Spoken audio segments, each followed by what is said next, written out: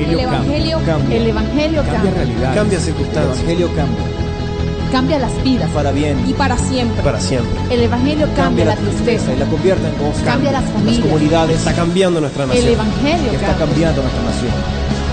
El Evangelio cambia.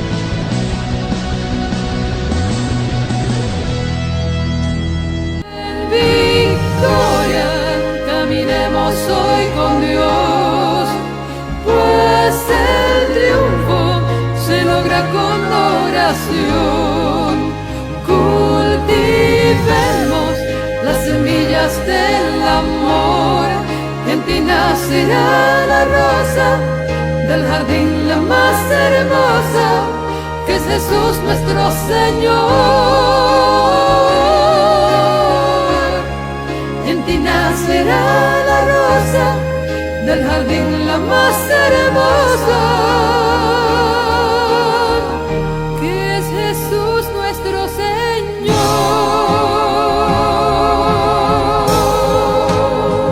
Bueno, estamos nuevamente con ustedes, queridos televidentes, en este horario, llevando el mensaje de salvación, el mensaje de la palabra de Dios. Cierto, cobijados, acompañados siempre con la presencia del Espíritu Santo, el Dios mismo que es manifestado a través de su Espíritu Santo, cierto, se manifestó como ser humano, como nosotros, en la persona de Jesucristo. Ahí está el Dios verdadero. Bueno, vamos a elevar una oración. No podemos pasar un programa sin orar, porque la oración es la conexión con Dios. La oración es el interactuar con el Señor, el Dios del universo. La oración es poner a conversar nuestro corazón con el Rey eterno, el supremo, el soberano. Vamos entonces a decirle cuánto le amamos, cuánto le necesitamos, a darle loor, grandeza, cierto, magnificencia. Señor y Dios, en este bello momento, Señor, inclinamos nuestro rostro. Señor, nos concentramos, entramos en el Espíritu, Señor, para decirte cuánto te amamos, cuánto te necesitamos. Bendice Dios a los que nos bendicen, Dios de la gloria, Dios soberano, y ayúdanos siempre a mantener esa relación contigo, a mantener esas raíces profundas de fe, Dios, que un día, Padre, Dios, tú mismo hiciste que nacieran en nosotros. Dios de la gloria, atamos todo lo opuesto al mensaje de salvación y declaramos, Señor del cielo, salvación a muchas vidas a través de este programa, Señor de la gloria, Dios soberano, eterno y bendito. Gracias hemos orado en el nombre de Jesús de Nazaret. Aleluya, aleluya. Bueno, Salmo capítulo 37, estamos ahí. El verso 25 es una frase célebre, una frase revelada, llamativa de este Salmo 37. Recordemos que toda la escritura es inspirada por Dios, hablo de la Biblia, útil para enseñar, útil para redarguir, útil para formar el hombre en entereza social correcta como Dios lo quiere ver. Así, en pocas palabras, es lo que quiere decir y lo que significa la palabra de Dios. La Biblia, en esos 2 o 3 renglones, dice realmente lo que es la palabra de Dios. Dice el rey David, inspirado por el Espíritu Santo: joven fui y envejecido, y no he visto justo desamparado, ni su descendencia que mendigue pan. Yo podría llamarle a esta prédica, a esta hora, el testimonio de toda una vida, de un rey que se llamó el rey David. Recordemos que cuando joven mató a Goliat, y ahí empieza como a surgir su nombre. Luego de esos sucesos es perseguido por el propio Saúl, que fue el primer rey sobre el pueblo del Señor Israel. Se casa con una de sus hijas y luego viene a ser el gran rey David, rey sobre el pueblo de Dios. Muchos sucesos, muchas situaciones ocurrieron con este salmista llamado el rey David. La mayoría de los salmos se le atribuyen al rey David. Era un adorador de tiempo completo. Cierto, él testifica de lo que fue su vida en las manos de Dios, desde el día que Dios lo llama. Cierto, casualmente él estaba visitando a sus hermanos mayores en la guerra. Estaban enfrentados los filisteos contra el pueblo de Israel. El papá, que se llamaba Isaí, hablo de David, lo manda a visitar a sus hermanos mayores en la guerra, llevarles una provisión, y allí es cuando Dios lo usa para derribar a ese gigante llamado Goliat, que tenía enfrentado 40 días allí al pueblo del Señor. Nadie se le enfrentaba por el tamaño de su estatura, nadie se le enfrentaba por el armamento que él traía, el filisteo paladín llamado Goliat. Ahí es donde empieza a renacer, o a nacer mejor, el nombre de David, que luego fue rey. Testifica en tremenda palabra bíblica sagrada, donde dice que él fue joven, que ya viejo, cierto, que no había visto nunca en toda su vida un justo desamparado, ni que la descendencia de ese justo, o sea, la familia, la simiente de ese justo, fuera a mendigar pan, fuera a ser pobre, a mendigar por una vivienda, a mendigar por una comida, ¿cierto? A ser, como dicen, mendigos, a ser por allí gente que vive de la miseria. Eso bien podría llamarse, ya lo había dicho, el testimonio de toda una vida. En la cabeza del rey David vino a suceder esto, querido televidente. Es como para apegarnos, como para mirar este modelo de vida que quedó plasmado en un salmo, en un solo versículo. Si lo podemos narrar así, el rey David narra y dice lo que fue toda su vida en las manos de Dios.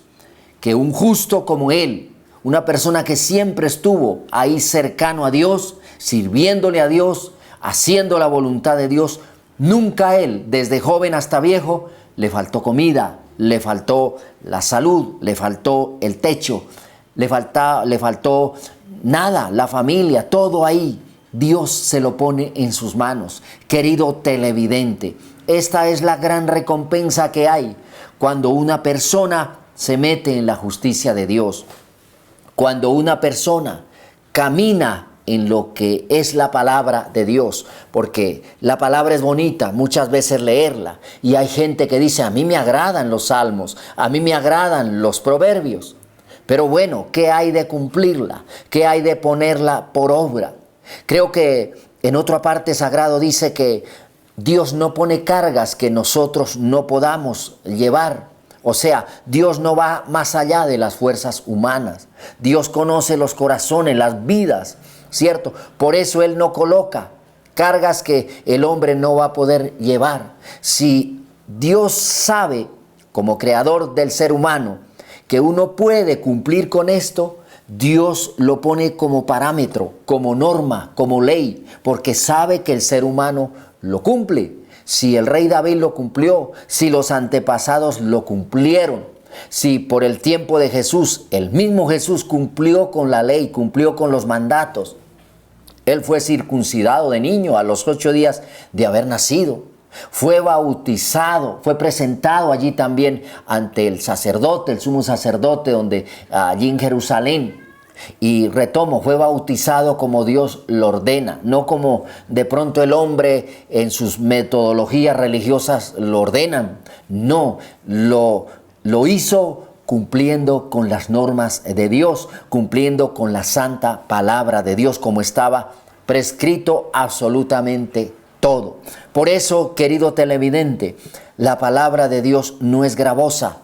La palabra de Dios no es para cosas imposibles, para no poderla cumplir. Todo lo contrario. Dios conoce al ser humano, ya lo había dicho, y Él sabe realmente hasta dónde el ser humano puede llegar. Si Él dice, bueno, no, un justo nunca va a ser desamparado. Desde que sea joven hasta que sea viejo, si está cerca a mí, si procura poner en práctica mi palabra, ¿cierto? Yo jamás lo voy a dejar desamparado. La gente, mire, lo testifica. Hay gente aún, gente religiosa, que pone en práctica los principios bíblicos de una u otra manera. Y la gente le va bien, la gente dice, bendito Dios, nunca me ha faltado el trabajo, nunca me ha faltado la salud. Nunca mis hijos han tenido malos caminos, malos hábitos, ¿cierto? ¿A raíz de qué o por qué se suscita esto? Porque como aquí David desde joven y ya viejo lo testifica, lo que es el testimonio de una vida justa con la justicia de Dios, que nunca fue desamparada su vida, ni que tampoco su descendencia mendigaba pan.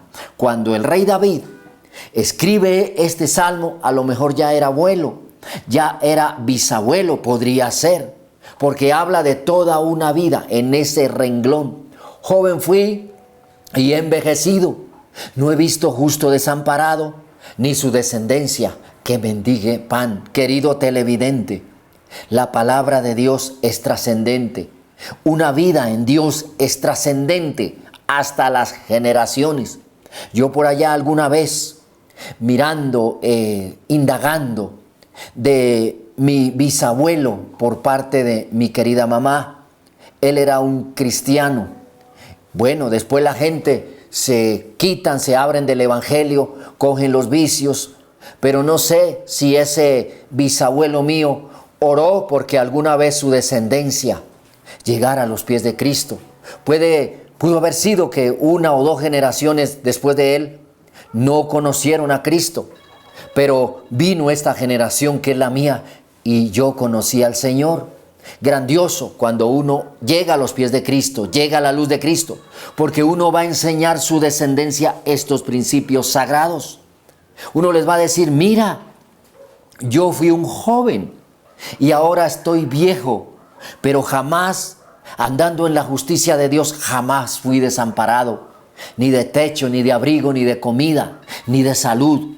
Por el contrario, aún esa descendencia mía, estoy hablando del rey David, nunca le faltó el pan a la mesa, nunca tuvo que mendigar a la calle un plato de comida.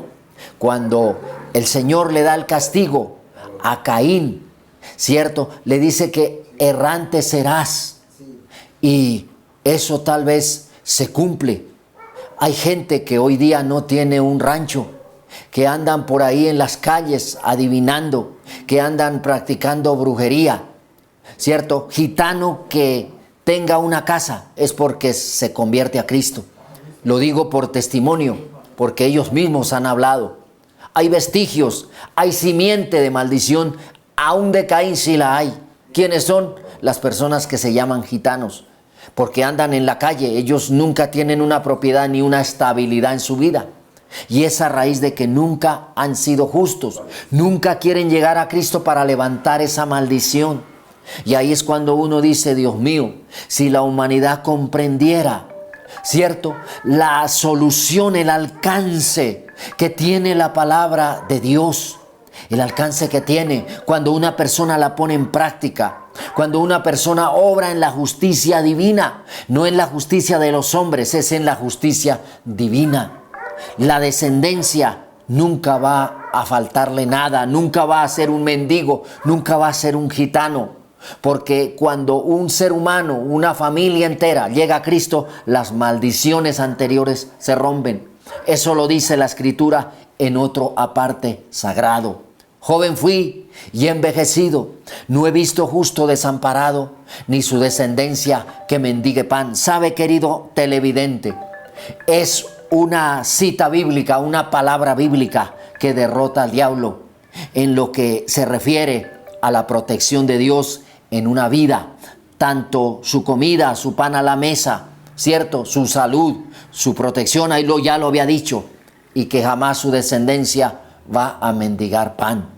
Recordemos que cuando Jesús es tentado por el diablo en el desierto, en las 3 tentaciones, él se defiende, es con la palabra de Dios, le cita la palabra y le dice: escrito está.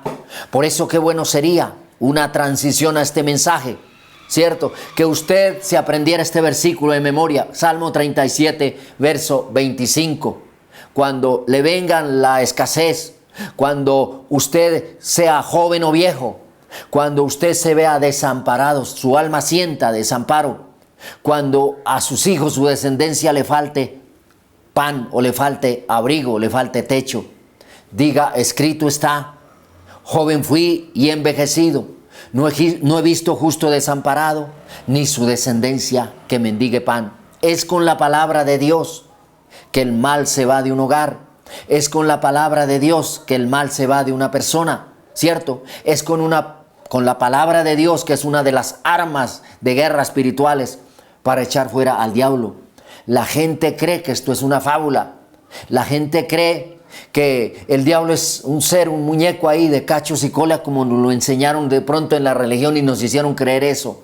No, es el que lidera las fuerzas del mal, ¿cierto? Es el demagogo más tremendo que existe en este planeta Tierra, inclinado siempre al mal, inclinado a impulsar a la gente a hacer el mal.